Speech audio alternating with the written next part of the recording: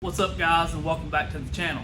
Today we are going to be going over how to get a measurement for a rear end and actually kind of show y'all the process of us cutting a rear end down.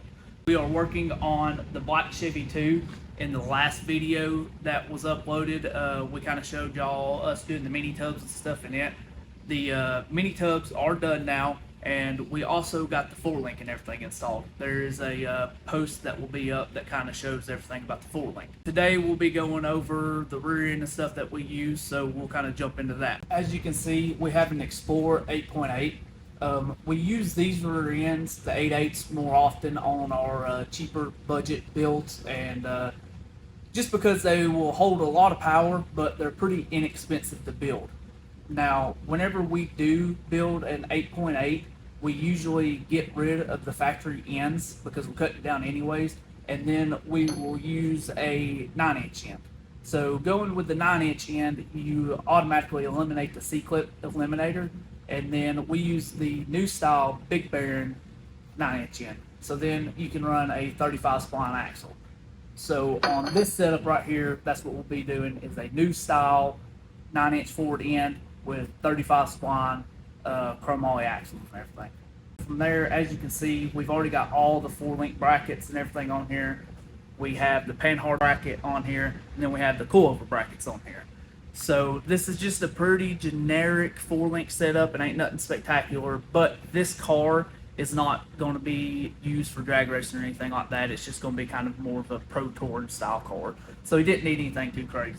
From there, I know the rear end's a little bit crusty, but once we get it all done, it'll be sent to powder coat, and it'll get sandblasted and powder coat, so it'll look nice once we get everything done.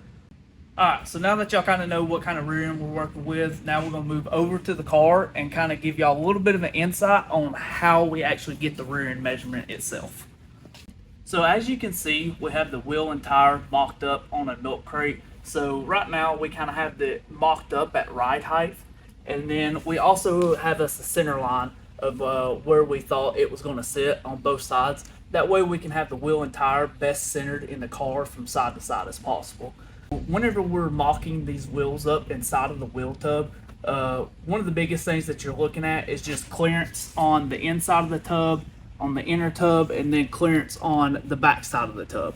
On these cars, it's kind of hard to get it super close to this lip because the inner tub actually steps up inside. So you got a little bit gap in there, but it still don't look bad. So whenever you're doing your measurement, or whenever we're doing our measurement, we just go off of the back side, the flat surface, the actual mounting surface that mounts to the axle, and we measure from side to side on each of those mounting surfaces, and that gives us what our overall length for the rear end is going to be. From there, really, like I said, just the key point is to make sure that you have clearance on the front and back side and that the tire's not touching anywhere.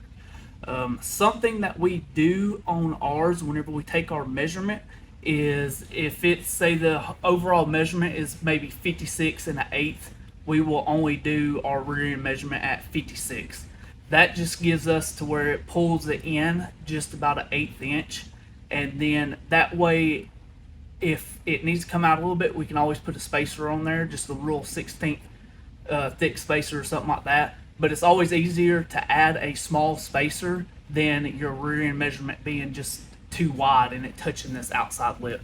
Because if that is the case, then you're going to have to cut the rear end back down and have your axles respline.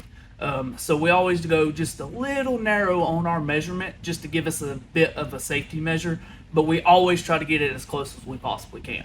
So our total measurement was 51 3/4 wheel face to wheel face. I always write that number down so you don't forget, because I mean, you mess that number up by a 1/4 inch, it can cost you a lot of money. But with that being our overall number, now we have to take off from that number the actual thickness of our end flange, and then we have to take off the distance that the axle will sit out of this flange from the bearing face to the axle face, and then you also have to take off the thickness of your rotors. So there's a conversion to do all this, and it's pretty simple to find online. But now we are just going to kind of let y'all see us actually do one in video. First thing we'll do is get all of our measurements, cut the old ends off, then we will actually be sticking what's called a truing bar through here, and it has simulated bearings that go in the inside of the housing in the bearing caps, and then it has a simulated bearing that goes in where the bearing would go in the flange. And that bar is actually what keeps everything true inside of here whenever you're welding everything up. So with that being said, we're going to get started and get this rear end knocked out.